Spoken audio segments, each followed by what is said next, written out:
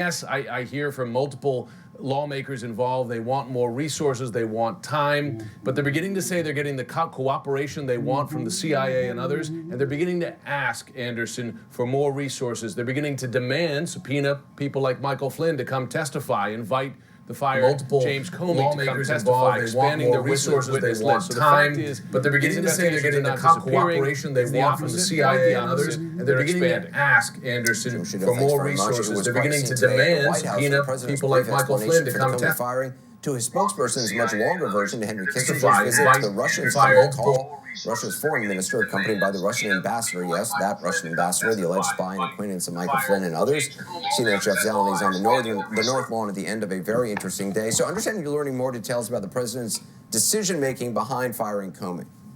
We are, Anderson. We're also learning about the president's state of mind going into this. I am told by several people familiar and close to the process that the president was growing increasingly agitated, beginning with that hearing a week ago today when the FBI director was speaking to the Senate. He said he was mildly nauseous by the role he played in the 2016 campaign. The president did not like that, and I am told by people close to him he kept thinking about that. It kept festering. It kept growing throughout the weekend. Even his small victory on health care last Thursday, which we talked so much about here, of course, apparently did not allay those concerns. When he came back to the White House on Monday, he had a meeting with the Attorney General, who was intended to recuse himself from any type of a Russia investigation. He had a meeting with the Deputy Attorney General, and the president, I am told, said that he concluded that the FBI director was his own man, and he couldn't be sort of, held responsible or trusted going forward with this. So it was at that point on Monday when the president set things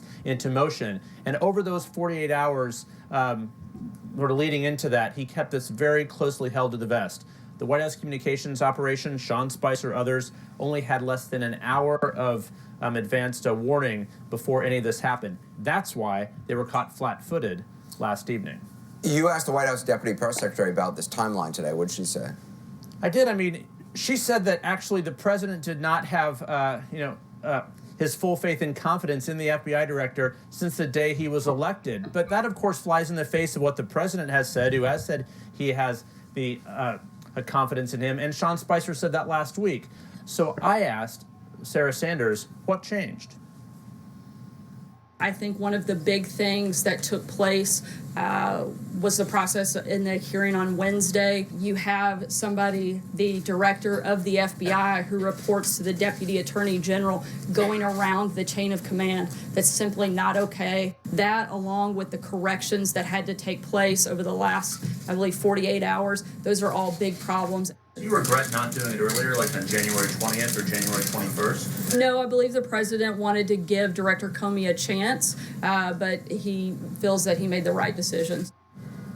So, Anderson, we have heard so many different explanations for the reason, for the timeline, and the president himself, in that letter to his own FBI director, undercut a lot of this rationale by mentioning the Russia investigation in the first place. Now, the White House is trying to sort of move forward from this, but again, the president does not have anything scheduled on his public schedule tomorrow.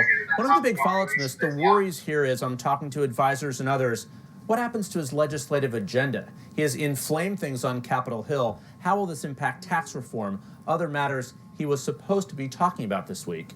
That's an open question that we'll have to watch and see. Anderson. Jeff Zeleny. Jeff, thanks very much. Just ahead, having spoken to Democratic Congressman Himes, we're going to hear from a Republican lawmaker who talked with the president about his decision to fire Director Comey today. Also next, more new reporting on the continuing fallout from all of this among lawmakers, including other Republicans, including one who's demanding new action from investigators. And later, James Comey was not the first person investigating the president who ended up being fired by the president. At least 3 have been axed. Their stories coming out.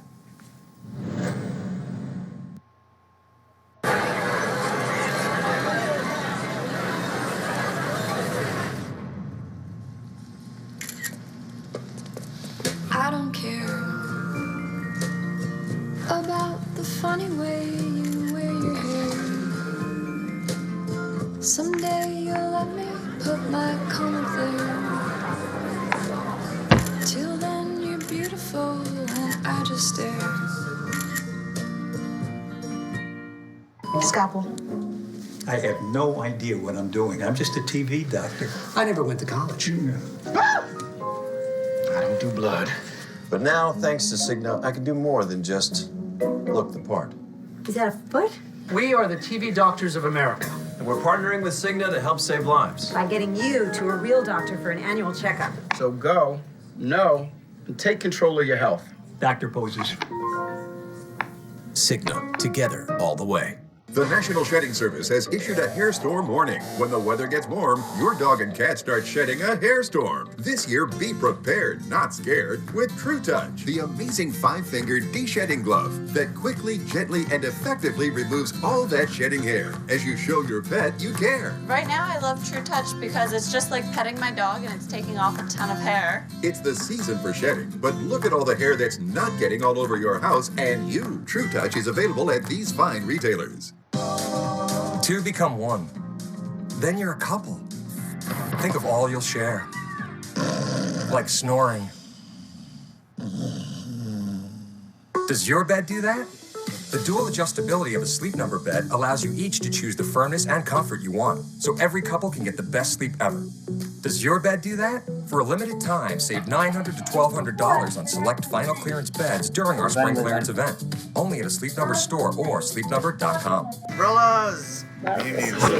You wouldn't put up with an umbrella that covers you part way. So when it comes to pain relievers, why put up with just part of a day? Aleve, live whole, not part. I'm gonna give it to you for half off. Would you like to be a Publishers Clearinghouse winner next month?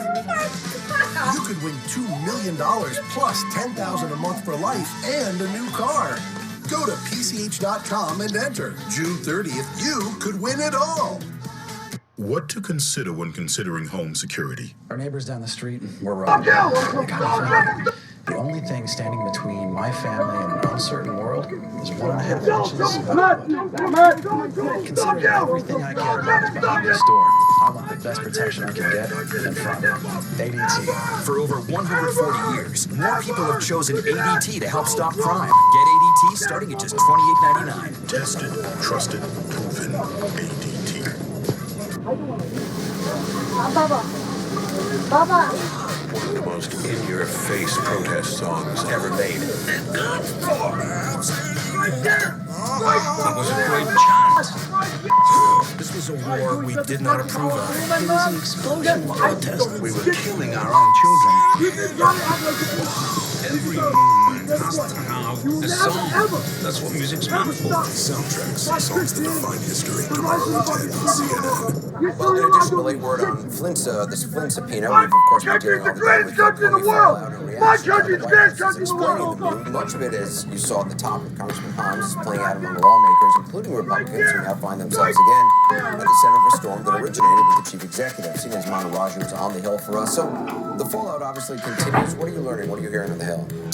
Well, if Democrats are united behind their calls for a special prosecutor, they're demanding that, Anderson, but there's some debate internally about how far to take this fight, whether or not to shut down the Senate to force the special prosecutor to be named, use some leverage by gumming up the works here in this chamber. Elizabeth Warren of Massachusetts, who I spoke with earlier today, said that would not go as far as wanting to bog down action here to demand a special prosecutor, but they're weighing other things to force the administration's hand, including trying to block the next FBI director nominee in order to get that special prosecutor named. Now, on the Republican side, you're hearing views from across the map. You're hearing Republican leaders like Mitch McConnell and Paul Ryan say that they support the president's decision, but then you're hearing concerns from very prominent members of the Senate Republican Conference, including Bob Corker, the chairman of the Senate Foreign Relations Committee, as well as John McCain, the Senate Armed Services Chairman, who I spoke with earlier today, and he raised concerns about the rationale behind the president's decision. I think they've been investigating the Trump campaign's connections with Russia for a long time. I just think that it obviously was not done in an efficient fashion, but when you fire probably, arguably, the most respected person in America, you better have a very good explanation, and so far I haven't seen that. You don't buy the Clinton email explanation that he mishandled the Clinton emails, that's why he was fired? I don't believe that that is sufficient rationale for removing the director of the FBI, and I regret that it's happened. We have a lot of issues and challenges, and this just diverts a lot of that attention. Now, Anderson, James Comey was expected to testify tomorrow before the Senate Intelligence Committee. No longer going to do that, but he was invited to testify in a closed session next week. He has not yet accepted that offer, so we'll see if he actually does do that, Anderson. There is late word, Mona, that Congress has asked the Inspector General to look into Comey's firing, right?